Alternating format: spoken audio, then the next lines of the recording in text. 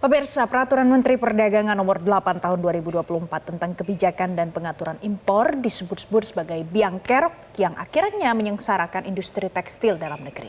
Lalu apakah pemerintah perlu mengevaluasi aturan ini? Kita akan membahasnya dengan Ketua Asosiasi Pertekstilan Indonesia atau API, Jemi Kartiwa Sastra Atmaja. Selamat pagi Pak Jemi, apa kabar? Pak Jemi, selamat pagi.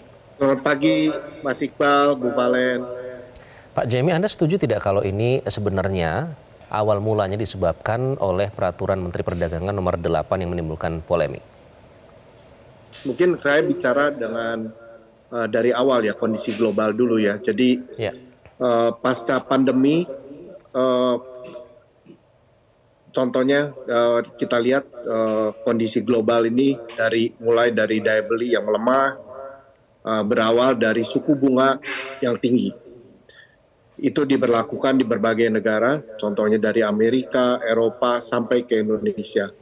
Upaya untuk meningkatkan suku bunga dengan tujuan untuk mengendalikan inflasi. Dan kita lihat setelah suku bunga yang cukup tinggi ini, terjadi penurunan daya beli. Yang kita lihat juga dimulai dari Amerika, Eropa, mereka mulai membentengi dengan aturan berbagai macam, yang membuat China itu overproduction.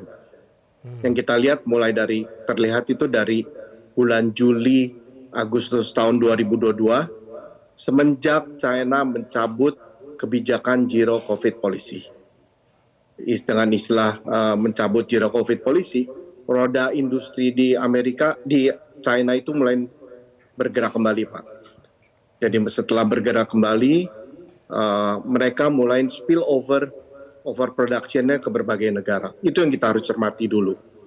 Okay. Yang mungkin kita lihat semenjak overproduction itu, di Eropa itu mereka mulai menerbitkan berbagai aturan yang dengan isu green ya. Baik, ini merupakan asal-muasal yang membuat daya beli melemah di mana-mana. Baik, jadi Pak Jemi, Permendak Nomor 8 itu apakah menjadi penyumbang terbesar ini sampai terjadi di industri tekstil Indonesia, atau ada peraturan-peraturan lain di Indonesia yang mungkin memang tidak suportif saja untuk dunia industri tekstil? Mungkin semenjak suku bunga yang sangat tinggi, kita API beserta dengan tim-timnya, kita itu mengusulkan ke pemerintah untuk melakukan berbagai macam trade barrier. Ya, mungkin trade barrier itu ada dua, satu dalam bentuk tariff barrier, satu dalam bentuk non-tariff barrier. Ya, mungkin dalam bentuk non-tariff barrier itu muncul di Permendak 36. Ya, mungkin dengan direvisi beberapa kali, makanya terbit Permendak Nomor 8. Permendak Nomor 8 itu ada penyederhanaan, adalah mencabut pertimbangan teknis dari Kementerian Perindustrian dalam hal penerbitan persetujuan impor untuk pakaian jadi.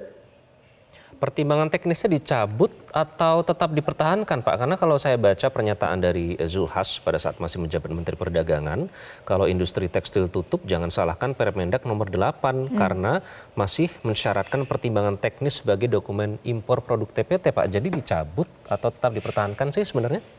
Ini untuk persetujuan impor kan ada dari benang, kain sampai pakaian jadi. Untuk benang dan pakaian jadi, pertimbangan teknisnya tetap melekat di Permendak Nomor 8. Tapi khusus untuk pertimbangan teknis pakaian jadi, itu dicabut, Pak, di Permendak Nomor 8. Oke, nah jadi pakaian jadi itu karena perteknya dicabut, dampaknya di mana, Pak? Beri kami pemahaman, pencerahan, Pak, dampaknya ke tekstil kita karena dicabutnya pertek itu untuk pakaian jadi. Jadi mungkin dengan dicabutnya pertimbangan teknis itu, terjadi sedikit penyederhanaan dalam pengeluaran persetujuan impor pakaian jadi. Itu yang kita harus cermati bersama. Mungkin selain Permendak 8, kita juga harus lihat banyak hal yang terjadi ya. Kita harus lihat ekosistem yang terjadi di Indonesia ini, yang kita harus cermati, Pak. Kita jangan hanya semata-mata hanya Permendak 8. Memang Permendak 8 itu menjadi salah satu, tapi yang utama kita harus lihat adalah ekosistem industri tekstil secara menyeluruh, Pak. Ini yang kita harus jaga, karena seperti kita ketahui, China itu menjadi produsen dunia di berbagai hal, termasuk tekstil. Dan kenapa China bisa menguasai produsen tekstil dunia? Karena dia menguasai dari hulu sampai ke hilir. Dan sebenarnya Indonesia itu hampir punya hulu dan sampai hilirnya. Mungkin hanya beberapa proses, mungkin sebagai bahan baku MEG, parakselin, Indonesia masih belum mempunyai seutuhnya. Baik, Pak Jemi, ini kan upaya untuk menyelamatkan salah satu produsen tekstil terbesar di Indonesia, tapi Anda menyebut ekosistemnya juga harus diperbaiki. Jadi apa yang spesifik di dalam ekosistem pertekstilan ini yang harus diperbaiki betul-betul oleh pemerintah supaya tidak terjadi lagi yang seperti ini? Mungkin salah satu kita ketahui, energi kita harus benahi. Mungkin dengan semangat Pak Prabowo, swasembada energi, ini harus menjadi titik tolak awal muasal semuanya. Karena dengan isu green di Eropa mengenakan istilahnya tahun 2025 itu bye-bye coal. Dan sedangkan di Indonesia, di sentra produksi di Bandung dan Solo sekitarnya, itu masih menggunakan batu bara. Oke. Salah satu sumber permasalahannya adalah energi yang dari ekosistemnya itu ya. Pak Jemi, yang membuat saya dan Valen heran ya sebenarnya, Sritex itu kan bahkan kalau kita melihat flashback ke belakang menjadi andalan, bahkan negara lain itu istilahnya itu memesan seragam di Sritex. Itu belum kita berbicara soal pabrik tekstil yang lain yang berada di beberapa daerah. Nah, yang membuat sedemikian terpuruk apa sih Pak? Apalagi kalau kita melihat tekstil itu kan padat karya ya, banyak tenaga kerja di situ. Jadi permasalahan utamanya di mana dan sebenarnya apakah itu sudah dipetakan sejak dulu oleh pemerintah sebenarnya? Sebenarnya saya sebutkan sebelumnya itu 2022 mulai bulan Juli kita harus lihat itu dari titik asalnya.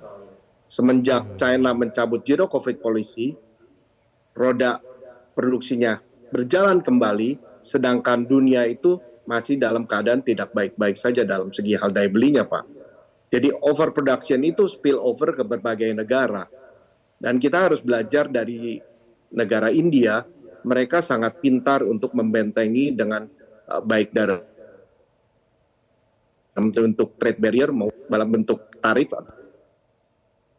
ataupun non tarifnya, Pak. Seperti mencantumkan biaya standar bagi produsen luar negeri yang akan mengekspor barangnya ke India, Pak. Oke, baik Pak Jemi. Nanti kita lanjutkan ya, namun kita harus jeda terlebih dahulu Pak. Mohon tetap bersama kami. Kami akan kembali, tetaplah di Selamat Pagi Indonesia. Situasi industri tekstil, salah satunya Sritex. Dan arahannya beliau agar perusahaan tetap berjalan. Kemudian nanti dicarikan jalan teknisnya dicarikan. Bea Cukai sudah menyetujui bahwa import ekspornya bisa terus berjalan dan ini dulu pernah dilakukan di kawasan berikat di daerah Jawa Barat. Jadi akan diberlakukan sama sehingga import ekspornya terus berjalan sehingga kondisi perusahaan tidak terhenti. Nah, pemirsa, menanggapi situasi yang dihadapi PT Sritex itu tadi adalah yang disampaikan oleh Airlangga Hartarto ya, Iqbal. Pemirsa, kita juga masih tersambung dengan Ketua Asosiasi Pertekstilan Indonesia, API, ada Pak Jemi Kartiwasastra Atmaja. Pak Jemi, kalau tadi Anda mendengarkan apa yang disampaikan oleh Airlangga Hartarto, perpanjangan dari apa yang disampaikan oleh Prabowo Subianto menyelamatkan PT Sritex. Apakah yang dilakukan pemerintah saat ini itu adalah langkah yang paling tepat dan konkret untuk menghadapi situasi yang terjadi ini? Saya pikir kita harus selamatkan industri tekstil Indonesia secara utuh ya. Karena bila mana ekosistemnya hancur, saya pikir tidak ada salah satu industri tekstil pun yang akan bertahan. Dan saya sudah menyimak di industri hulu pun, di industri PTA, sekarang ini utilisasinya mereka berada di kisaran hanya 50%. Dan kalau serbuan barang impor ini akan berlangsung terus, mungkin utilisasinya bahkan di bawah 50%, bahkan mungkin ada yang tutup ya. Oke. Pak Jemi, ini yang bikin kami lagi-lagi bertanya-tanya dan mungkin bisa dibilang gagal paham ya, karena kan komitmen, klaim dari pemerintah itu kan mengendalikan impor katanya. Tapi kalau kita lihat di lapangan, itu kan justru produk impor membanjir, Cina banyak sekali ya. sampai seolah-olah tidak bisa dikontrol begitu. Apa yang terjadi sih Pak Jemi? Ya mungkin semua khalayak mungkin tahu China itu overproduction. Mereka mau tidak mau membuang kelebihan produksinya ke berbagai negara. Ya saya pikir Indonesia pun harus hadir mau nggak mau untuk menjaga, membentengi market dalam negerinya. Karena market dalam negerinya adalah salah satu yang dapat menyelamatkan industri TPT nasional. Yang perlu kita ketahui ini, yang saya bilang PTA sekarang jalan 50%. Dan pabrik fiber pun tahun kemarin udah ada yang tutup. Dan tahun ini pun ada salah satu yang utilisasinya di bawah 50%, di kisaran 30%. Kalau ini dibiarkan terus, daya beli menurun, mungkin bisa ada yang tutup kembali. Ada yang berpotensi tutup kembali. Kalau dari pemetaan API sejauh ini, bagaimana situasinya Pak? Apa yang paling riskan bisa saja tutup menyusul Sritex? Yang kita harus jaga itu adalah mulai dari importasi pakaian jadi, Bu. Ya mungkin saya ada mengusulkan karena importasi pakaian jadi ini akhir-akhir ini sangat deras. Kita mengusulkan bila mungkin di berbagai negara, contohnya di India, China, dan Jepang, mereka itu menerapkan minimum price untuk produk barang-barangnya. Jadi minimum price itu menjadi acuan dalam penentuan tarif bea masuk atau PPN untuk produknya masuk ke negara tersebut. Mungkin itu salah satu yang langkah yang bisa diambil untuk menyelamatkan industri TPT. Oke. Kalau trade barrier, tadi Anda sempat menyebutkan soal India ya Pak, yang berhasil menerapkan trade barrier paling tidak untuk mengendalikan barang impor membanjiri dalam negeri India. Apa yang bisa kita pelajari dari India Pak, dari soal trade barrier, apakah itu bisa kita terapkan di sini? Saya pikir bisa, mungkin salah satunya Permen 5 tahun 2000 yang melekat di Permendak 8 itu merupakan salah satu trade barrier karena industri yang mengekspor ke Indonesia itu harus mendapat istilahnya disurvei ya. Jadi kita harus melindungi market Indonesia juga. Mungkin bagi produsen yang ingin mengekspor produknya ke Indonesia, kita harus tahu di luar negeri itu siapa produsennya, siapa pengekspornya, dan di Indonesia siapa yang mengimpor dan siapa yang mendistribusikan. Jadi bila mana ada produk yang tidak memenuhi standar, kita mudah untuk traceability-nya. Oke. Kalau Pak. sekarang itu sudah diterapkan di Indonesia atau belum sama sekali Pak Jemi? Kalau untuk pakaian jadi belum. Belum ya. Pak Jemi, Belum. mungkin kalau kita lihat video ya, Valen, Pak Jemi juga mungkin pemirsa di rumah, apakah ini saatnya untuk shifting ya? Bisa dibilang kan kita masih padat karya, masih semua tenaga manusia. Tapi kalau kita ngelihat video-video Pak di China itu benar-benar semua tuh sudah berganti dengan mesin. Nah ini apakah kita yang harus shifting? Karena itu adalah sebuah keniscayaan, semua akan digantikan dengan teknologi.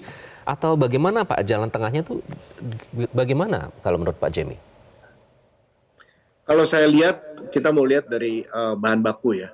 Jadi bahan baku utama, contohnya MEG. Indonesia itu plastik, polyester itu kita tidak bisa lepas dari MEG. MEG itu bahan bakunya berasal dari, bisa dibuat dari minyak bumi atau natural gas. Dan semua kita ketahui natural gas adalah yang termurah. Jadi bila mana kalau natural gas di Indonesia belum bisa bersaing dengan harga internasional, saya pikir itu akan membuat salah satu poin yang PR bersama bagaimana menekan harga gas.